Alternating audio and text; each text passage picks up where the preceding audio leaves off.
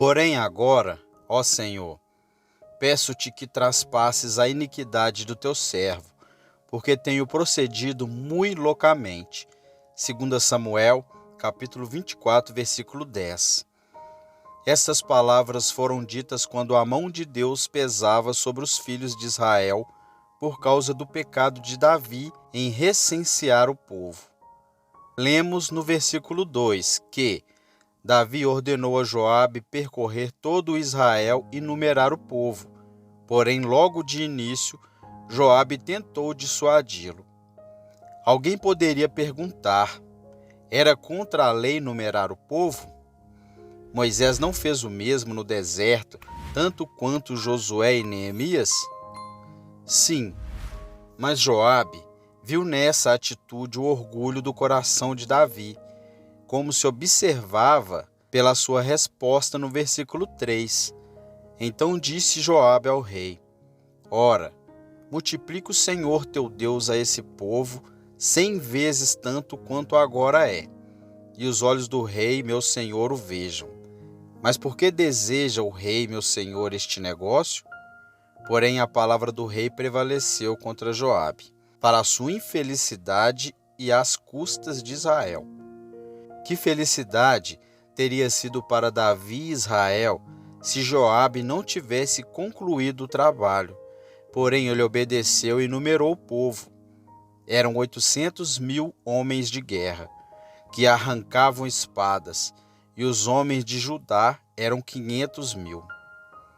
Mas qual foi o fruto? Qual foi o efeito disso?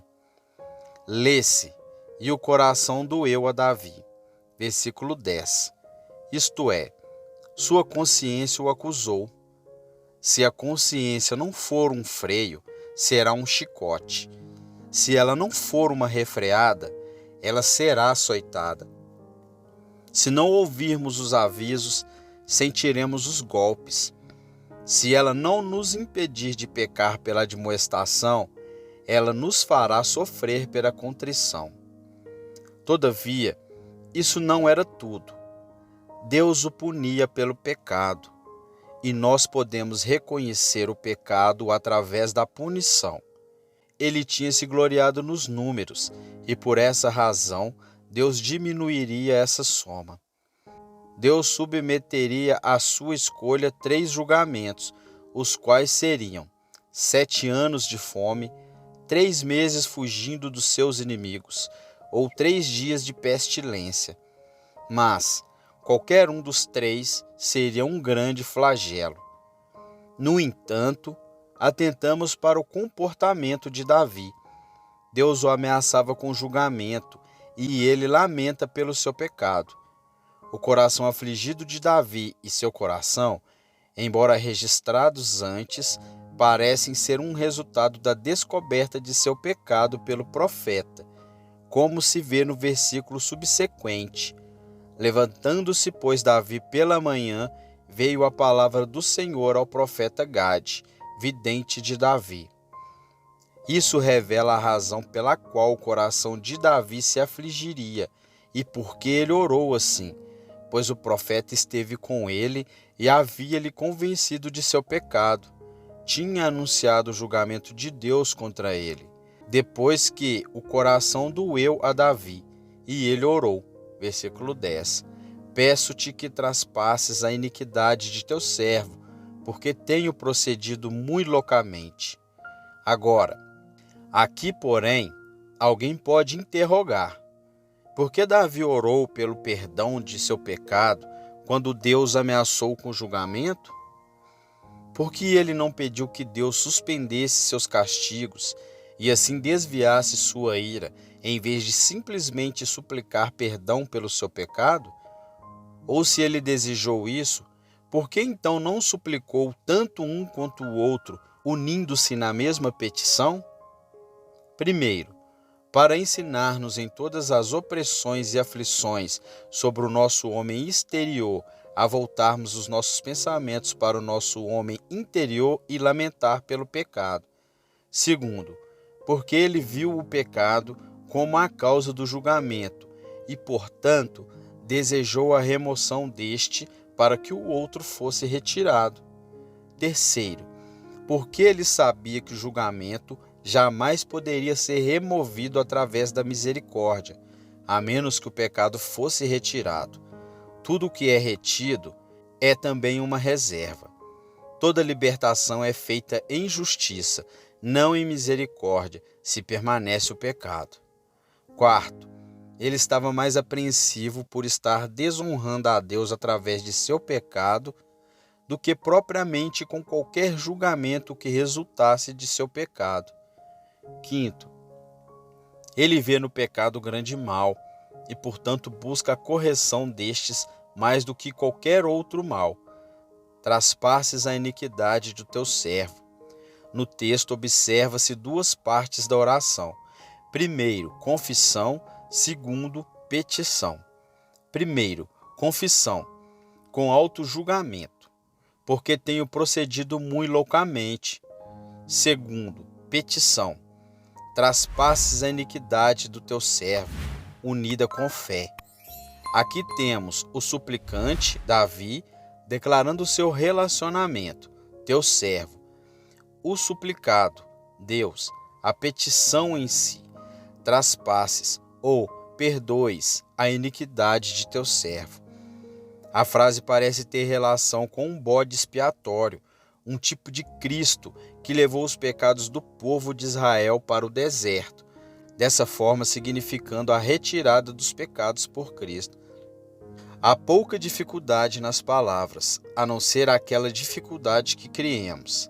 Realmente, seria criar uma dificuldade se tentássemos explicar aquilo que é tão evidente, em vez de expor as palavras.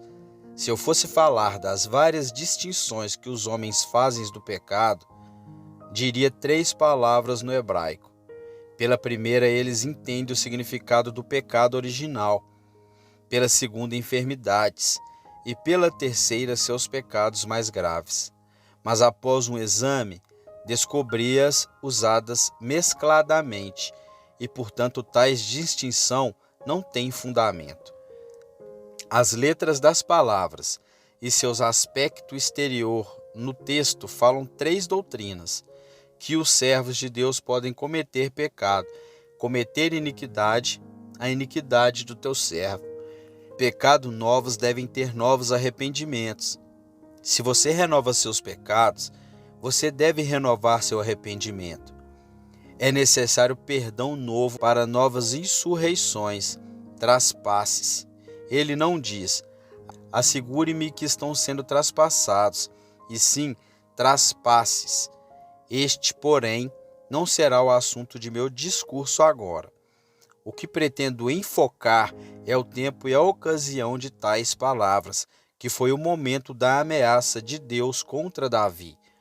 O pecado verdadeiramente é, e o ponto de Deus entende que o seja, o mal sem parar no mundo. Ele não disse, traspasses a praga, nem traspasses o julgamento, e sim, traspasses a iniquidade. Ele olhou para o pecado como o maior mal. Quando Deus ameaça punir o pecado, a melhor coisa é correr para Deus para que ele o retire. Ou, quando a mão de Deus é temida ou sentida, seria sábio para o cristão arrepender-se do pecado, desejando a remoção deste. Comecemos com o primeiro, o que o pecado realmente é, e que o povo de Deus entende que ele é o maior mal no mundo. Nós tomaremos, por partes, as juntaremos. A doutrina se divide em 2 partes, que o pecado é o maior mal do mundo, que o povo de Deus sabe disso. Para o primeiro, que o pecado é o maior mal no mundo, posso demonstrar isso pela comparação desse com outros males e pela demonstração e prova disso. Se você comparar o mal do pecado com outros males, verá quão pequenos os outros males são em relação ao pecado. Antes de tudo mais, os outros males são somente externos. São relacionados somente ao corpo, o estado, o nome. Porém, o pecado é um mal interior, um mal da alma, e este é o pior dos males. Todos os outros males são somente de natureza temporal. Eles têm um fim: pobreza, doença, desgraça. Todos esses são grandes males, mas estes e todos os outros têm um fim. A morte põe um fim em todos eles. Contudo, o mal do pecado é de natureza eterna e nunca terá fim.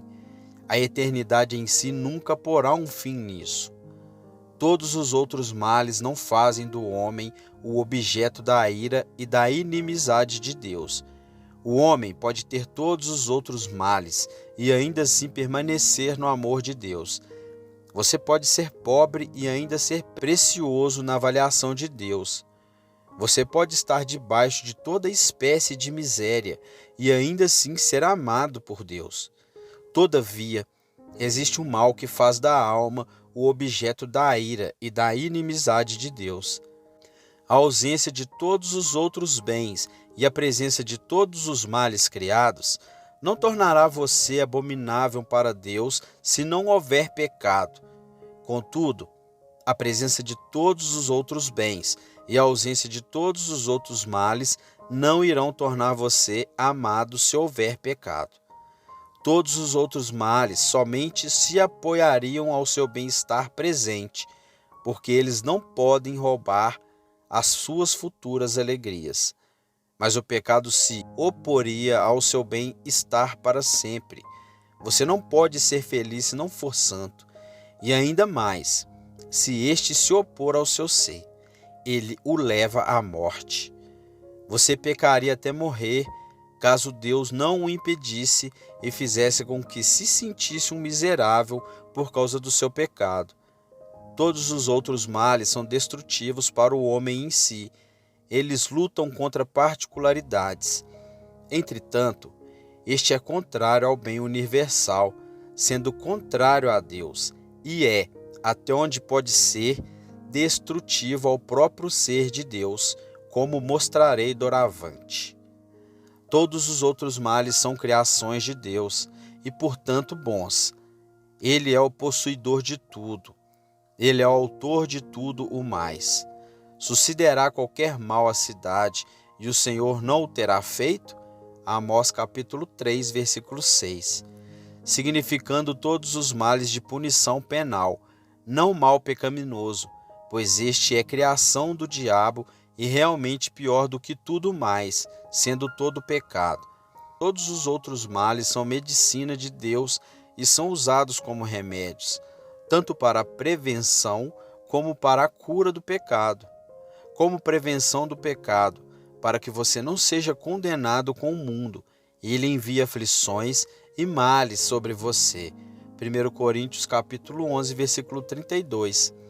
Ele permitiu a Satanás tentar a Paulo e o entregou aos seus ataques, o que, no entanto, é o maior mal no mundo e o mais próximo do pecado, o maior mal punível no mundo. E para que impedisse o pecado, como disse o apóstolo em 2 Coríntios, capítulo 12, versículo 7, Deus enviou um mensageiro de Satanás para esbofetá-lo. E qual era o motivo?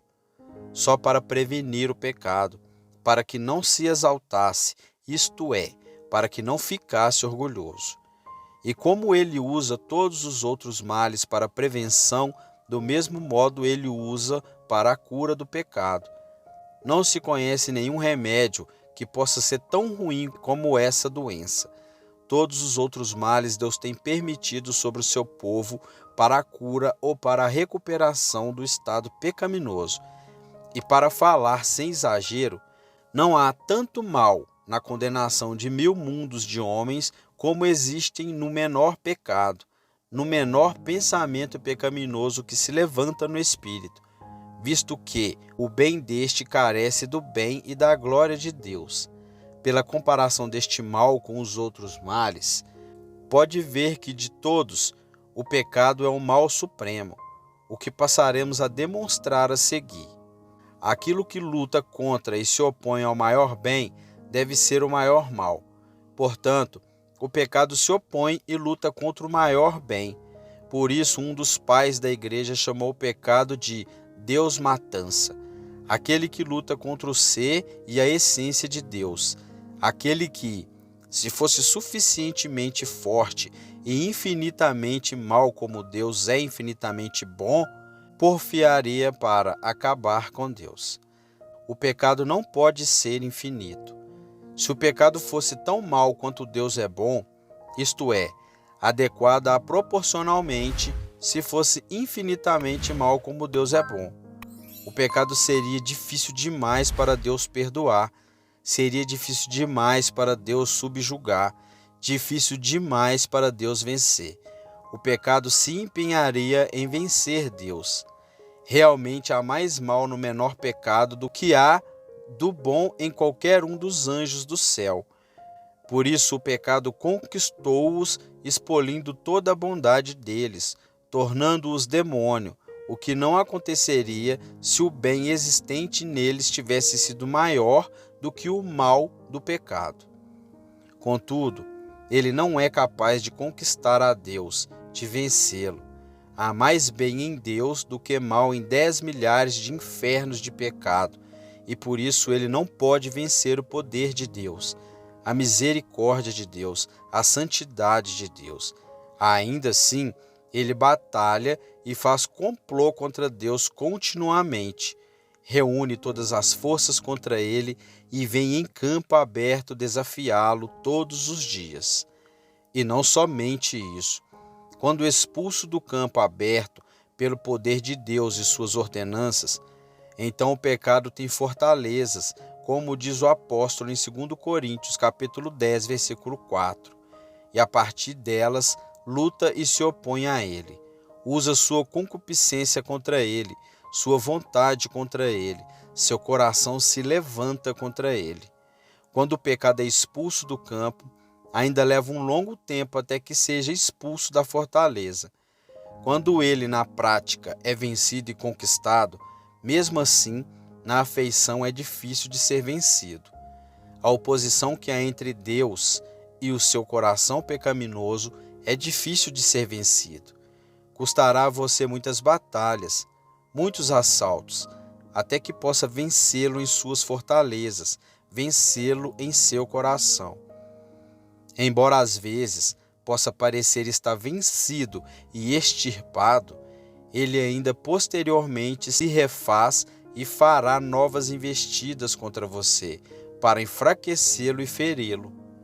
Ora, aqui está a malignidade, a maligna e venenosa natureza do pecado. Embora Deus o tenha conquistado, contudo ele nunca foi enfraquecido. Ele ainda irá agir contra Deus e expelir seu veneno. Temos o exemplo disso no ladrão sobre a cruz. Quando ele foi pregado na cruz, mãos e pés cravados, somente um membro não ficou fixo, e esse membro podia ainda expelir seu veneno, injuriando a Cristo. Assim, apesar de Deus ter crucificado o pecado, enquanto houver vida nele, ele agirá por si e expelirá o veneno contra Deus, o que mostra essa grande oposição entre Deus e o pecado. E por isso, essa obstinação e oposição ao maior bem deve mostrar que o pecado é o maior mal. Aquilo que é universalmente mal, não tendo bem nenhum em si, deve ser o maior mal do mundo. O pecado é inteiramente mal. Como podemos dizer de Deus, não há mal nele, pois ele é bom? Então posso dizer do pecado, não há bem nele, pois ele é inteiramente mal. Há algo de bom nas piores coisas do mundo, e há algo nas piores coisas para torná-las elegíveis à nossa escolha em alguns casos. Algo bom na doença, algo bom na morte.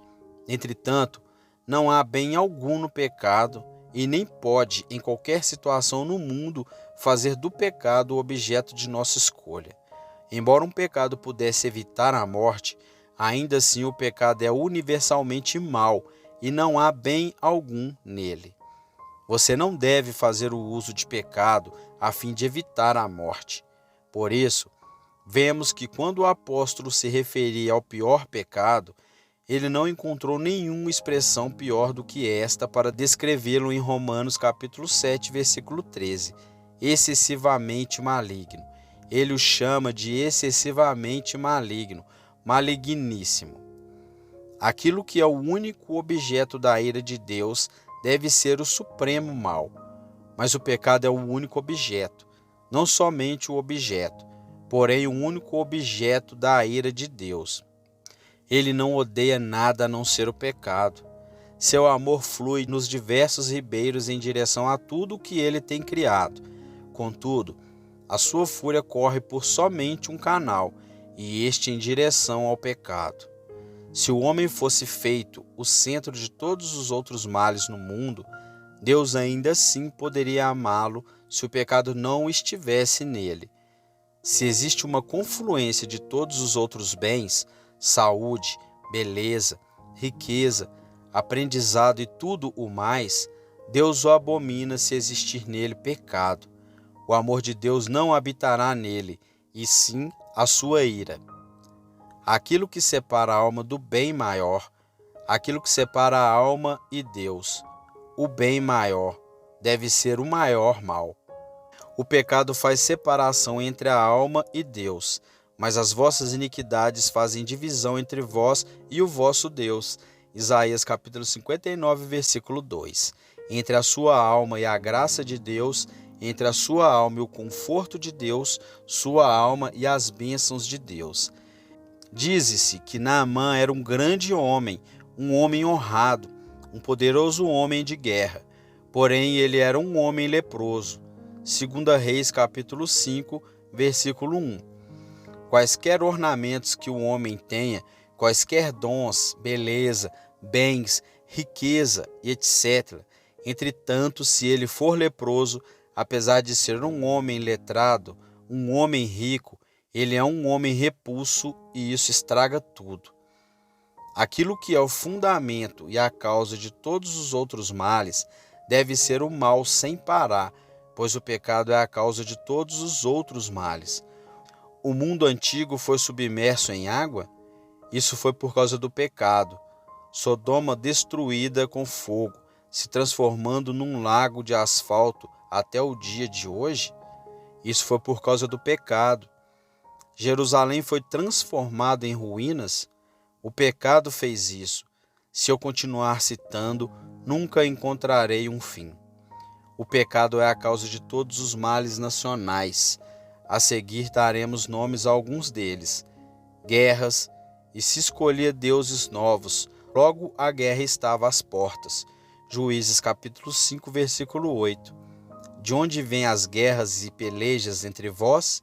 Porventura não vem dos vossos deleites? Tiago capítulo 4, versículo 1. Fome. Ele converte a terra frutífera em terreno salgado, pela maldade dos que nele habitam.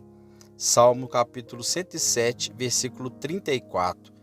Por isso também vos dei limpeza de dentes, por causa de seus pecados, em todas as vossas cidades, e falta de pão em todos os vossos lugares, etc. Amós capítulo 4, versículo 6. Pestilência. Observe o pecado de Davi em numerar o povo em Deuteronômio capítulo 28, versículo 21. O Senhor te fará pegar a pestilência, até que te consumas da terra a que passes a possuir. Como o pecado é a causa dos males nacionais, assim ele também é a causa dos males pessoais, e eles são temporais, espirituais e eternos. O pecado é a causa, a consequência, o responsável por tudo. Todos os males têm origem no pecado. O pecado é um mal protuberante e todos os outros males provêm dele. Alguns se manifestam sobre os seus corpos, doenças, dores, temores, enfraquecimentos. Outros sobre suas almas, medos, corações, feridas, terrores, horrores. Se você pudesse rasgar o pecado, encontraria tudo isso habitando no interior do menor pecado. Quer saber de uma coisa? O pecado foi o fundador do inferno. aquele que assentou a pedra angular da câmara mortuária das trevas, pois antes do pecado não existia inferno. E ainda, foi o pecado que edificou o inferno e o tem equipado com aqueles tesouros e riquezas da ira, fogo e enxofre. E não somente isso, entesoura a ira para o dia da ira. Romanos capítulo 2, versículo 5. Portanto, sendo um mal universal, um mal católico, o útero dos males é a causa de tudo, é o maior mal. Aquilo que é pior do que o mais terrível dos males há de ser o pior dos males. Porém, o pecado é o mal sem parar. Aquilo que é maior do que o maior mal é excessivamente mal. O inferno é o mais terrível mal. Todavia, o pecado é pior do que o inferno em si. O inferno separado do pecado é somente miserável, não pecaminoso, um lugar punitivo, não um pecado em si. Separa o inferno do pecado. Embora não possamos fazê-lo, ainda podemos fazer uma separação intelectual. Abstrair o inferno do pecado só em nosso entendimento. Digo então que o pecado é pior do que o inferno, porque o inferno é somente um lugar punitivo. O pecado é um mal excessivamente maligno. Existe o bem na punição, o bem na justiça, mas não existe o bem nenhum no pecado. Portanto, o pecado em si é o maior mal. Agora vamos ao segundo ponto, que é o principal. O pecado em si, na compreensão do povo de Deus, é o mal sem parar. Seus lamentos pelo pecado e seus sofrimentos a fim de evitá-lo mostra que ele reconhece ser o pecado o mal sem parar. Concernente a seus lamentos pelo pecado, pode ser visto nos salmos penitenciais de Davi quantas foram as lamentações e os gemidos dele por causa do pecado. Leia o Salmo 51. Porque qual foi a razão para eles? Todos os sofrimentos, todos os males no mundo não teriam afetado tanto quanto o seu pecado. Paulo diz em Romanos capítulo 7, versículo 24: Miserável homem que sou, quem me livrará do corpo desta morte? A morte de seu corpo não era nada para ele em comparação ao corpo da morte. Paulo passou por muitas tribulações, suportando grande sofrimento, como vocês podem ler em 2 Coríntios, capítulo 11, do versículo 23 ao 25. No entanto, todos esses flagelos, essas prisões e perseguições não machucaram tanto o seu coração como o pecado, isto é, não o poder do pecado, e sim sua simples presença. Ainda que tenha sofrido muito, não lemos que ele tenha lamentado por tudo isso, mas lamentou pelo pecado. Ó miserável homem que sou, quem me livrará deste corpo do pecado? Assim fez Pedro, Manassés e outros. Concernente ao sofrimento deles para evitar o pecado, Daniel estava contente ao ser atirado na cova dos leões, os 3 jovens no fogo, Paulo e Silas nos troncos, e muitos filhos de Deus escolheram prisões, estacas, fogo e as mais ardentes perseguições em vez de pecar, o que claramente evidencia para nós que consideraram ser o pecado o maior mal. Eles consideraram-no pior que a pobreza, que é um grande mal. Melhor mendigar do que pecar, disse alguém. Moisés escolheu antes ser maltratado com o povo de Deus do que por um pouco de tempo ter o gozo do pecado. Hebreus capítulo 11, versículo do 24 ao 28. Alguém semelhante a Moisés, Caleácios Caracíolos, foi um nobre príncipe e marquês que, para não pecar, deixou tudo o que tinha e foi morar em pobreza com o povo de Deus, meramente para se deleitar nas ordenanças. Músculos, um homem de grande sabedoria e formoso teólogo, em vez de pecar, preferiu se submeter a qualquer condição. A história conta-nos que, sendo despojado de tudo quanto tinha, contentou-se, a fim de não pecar, e em tornar-se um pobre comerciante, tecelão para conseguir pão para sustentar sua esposa e filhos. Posteriormente, sendo marginalizado, o mundo considerando-se bom demais para ele, foi trabalhar com uma pá nas valas comuns da cidade para conseguir sua sobrevivência. Ele aceitaria qualquer condição, menos a que o levasse a pecar. E eles não somente compreenderam que o pecado é um mal pior do que a pobreza, compreenderam que é algo pior do que a própria morte em si. Este foi o discurso de Ambrósio. Você me lançará na prisão? Você tirará a minha vida? Tudo isso é preferível para mim do que o pecado. Quando Eudóxias, a imperatriz, ameaçou Crisóstomo, aquele a quem posteriormente baniria, ele enviou-lhe esta mensagem: vá e diga-lhe, disse ele, eu não tenho nada neste mundo a não ser o pecado. Eles consideraram o pecado como sendo um mal maior do que a morte. Basílio fala de uma jovem rica, a qual, sendo condenada ao fogo e sentenciada a perder todos os seus bens por não adorar ídolos, foi oferecida a promessa de vida e a restituição de seus bens se ela se tratasse. Ela respondeu: adeus, vida, que pereça o dinheiro. Olhem para o caso das 10 sangrentas perseguições e os nossos recentes dias cruéis sob a Rainha Maria, e encontrarão muitos exemplos dessa natureza. Ademais, eles não somente compreenderam que o pecado é um mal maior do que a morte, mais do que isso, viram-no como um mal maior do que o inferno em si. Isto foi o que disse Crisóstomo. Assim penso, e consequentemente sempre irei pregar, que é mais amargo pecar contra Cristo do que sofrer os tormentos do inferno.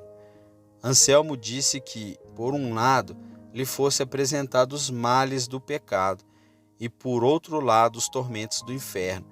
Ele preferiria escolher cair no inferno do que cair em pecado. Tal era a distância que estavam os corações deles do pecado.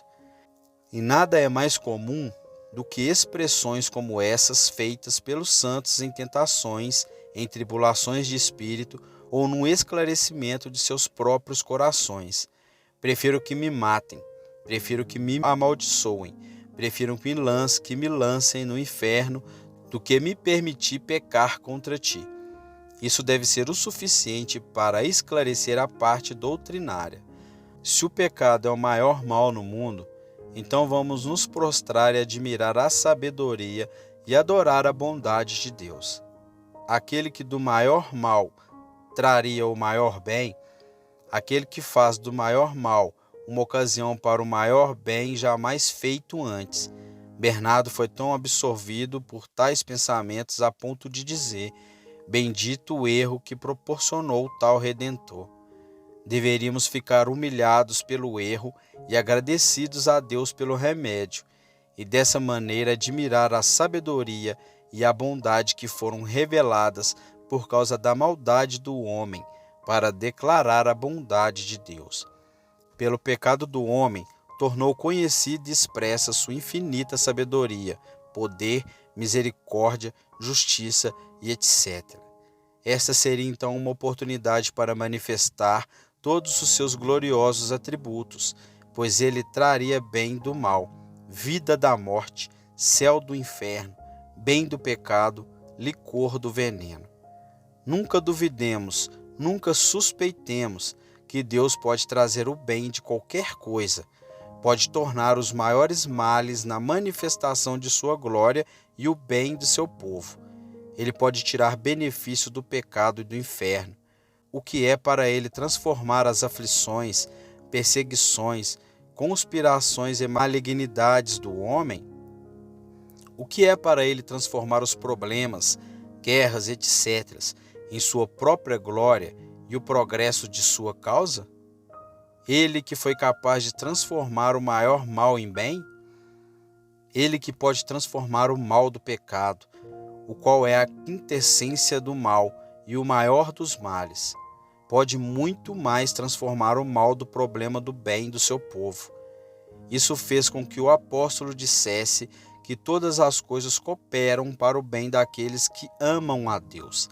Aqueles que têm experiência disso não precisam duvidar de nada mais. Esse Deus, que pode transformar o pecado, pode transformar as aflições, cruzes, perseguições e tantas outras coisas no bem de sua igreja e de seu povo. Amém.